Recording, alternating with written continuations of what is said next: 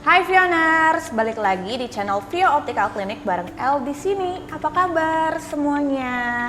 Anyway, aku nggak sendirian karena aku ditemenin sama Dr. Andri Agusya selaku founder dari Vio Optical Clinic dan juga dokter optometri. Halo Dr. Andri, apa kabar? Hai, halo El. Oke, nah hari ini kita secara khusus akan ngobrolin tentang mata minus.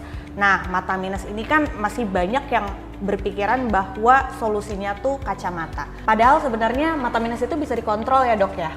Betul sekali. Yes. Aku mau nanya nih dok, pertama kali kan aku tahu mata minus tuh kan pas SD, SMP, dan ketika aku ngelihat orang pakai kacamata tuh rasanya tuh keren banget ya kan? Padahal sebenarnya pas udah gede taunya mata minus itu benar-benar ngeganggu. Nah, kira-kira mata minus itu penyebabnya apa sih dok?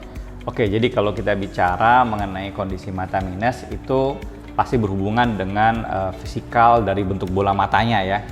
Nah, yang terjadi adalah bentuk bola matanya itu memanjang sehingga cahaya yang harusnya masuk dan jatuh tepat di retina itu ternyata nggak jatuh tepat di retina, jatuhnya di depan retina sehingga pandangannya itu untuk pandangan jauhnya menjadi burem. Itu faktor yang pertama kita bicara mengenai faktor penyebab myopia. Nah, kalau misalnya nih ada anak-anak ya nonton YouTube, nonton gadget deket-deket, itu apakah bisa jadi pertanda kalau mereka tuh bakal minus gitu matanya? Atau ini tuh kayak cuma mitos ibu-ibu zaman now aja biar nggak HP terus gitu dok?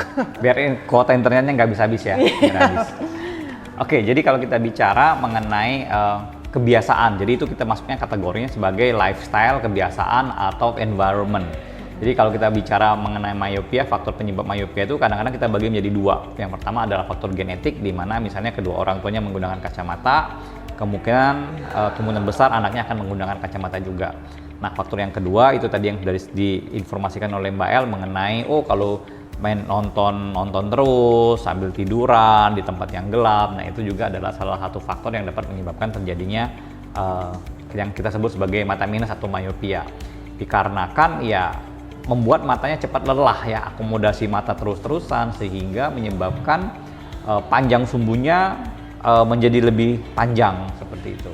Oke, siap. Ini menarik banget ya dok ya. Terus kalau misalnya nih perihal kita tidur cukup, makan wortel ya kan banyak yang orang tua Indonesia yang selalu menyarankan kita untuk makan wortel biar matanya sehat, nggak minus. Terus kalau misalnya kita ngurangin aktivitas kita di gadget itu bisa bikin mata kita sembuh nggak sih dok dari minus? Oke, jadi semua yang tadi disebutkan Mbak El, misalnya istirahat cukup, mengurangin aktivitas gadget, terus misalnya mengkonsumsi wortel itu berarti kita bicara mengenai beta karotin, atau misalnya lutein, zeaxanthin, itu masuk ke dalam kategori suplemen. Artinya dengan memperbaiki kualitas hidup, dengan memperbanyak asupan makanan yang bergizi untuk kondisi tubuh dan kondisi mata, maka kita harapkan tidak menimbulkan yang kita sebut sebagai terjadinya myopia. Tetapi jangan lupa ada faktor lain, yaitu faktor genetik.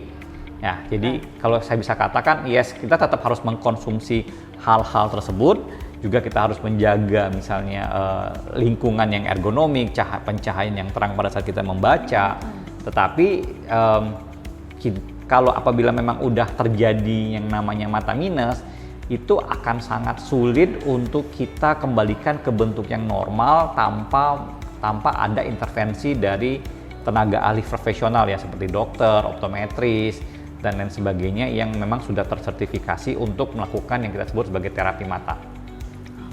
Baik, nah di era yang semuanya serba digital nih dok, kan anak-anak kita kalau belajar itu pasti 80% dari gadget, bermain dari gadget, dan itu pastinya akan berpengaruh sama kesehatan mata anak-anak kan, atau bahkan kita orang dewasa pun juga bisa nambah minusnya karena habit yang seperti itu. Nah, kira-kira ada solusi nggak sih dok supaya mata minus kita tuh nggak nambah atau bahkan bisa turun gitu istilahnya ukurannya? Oke, jadi kalau kita bicara mengenai apa sih solusi untuk mata minus, sebelum kita bicara ke sana, saya mau bicarain mengenai prediction. Jadi kalau kita bicara di Vio Optical Clinic itu kita mempunyai satu metode untuk myopia prediction. Jadi kita bisa mengetahui apakah individu tersebut akan menjadi minus pada saat dia 5 tahun atau 10 tahun ke depan dengan melihat kondisi bentuk bola mata. Yang kedua kita ngomong prevention. Jadi kalau memang ada indikasi terhadap kenaikan minus atau memang ada indikasi akan menjadi minus,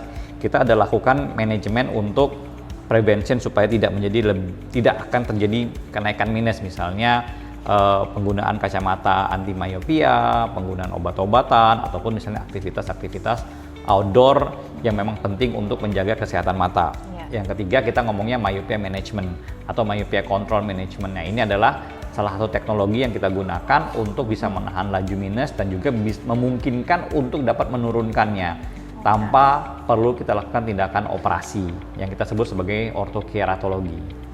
Oke, baik. Boleh diceritain lebih lanjut nggak dok kepada viewers kalau terapi ortoke itu metodenya seperti apa dan kira-kira bedanya sama operasi lasik itu gimana dok?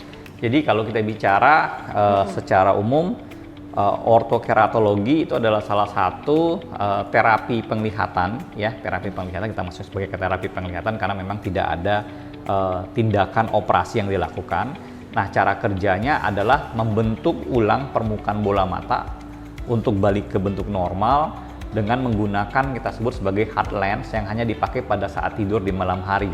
Jadi secara umum konsepnya bisa dikatakan sama kayak kita pakai behel. Ya, jadi itu mungkin yang bisa kita jelaskan secara awam supaya viewer bisa mengerti lebih detail mengenai apa itu ortokeratologi.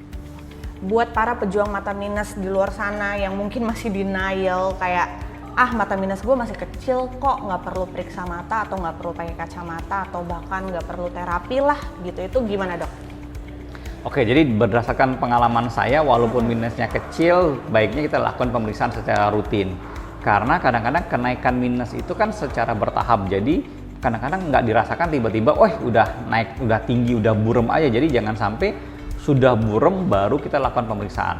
Karena apa? Karena semakin tingginya kenaikan minus atau tingginya derajat ataupun tingginya power minus, maka dapat menyebabkan meningkatnya resiko-resiko terkena penyakit-penyakit mata yang ujungnya dapat menyebabkan hilangnya penglihatan atau buta. Jadi sangat-sangat kita sarankan untuk melakukan pemeriksaan mata secara rutin, secara komprehensif dan dilakukan dengan tenaga ahli profesional.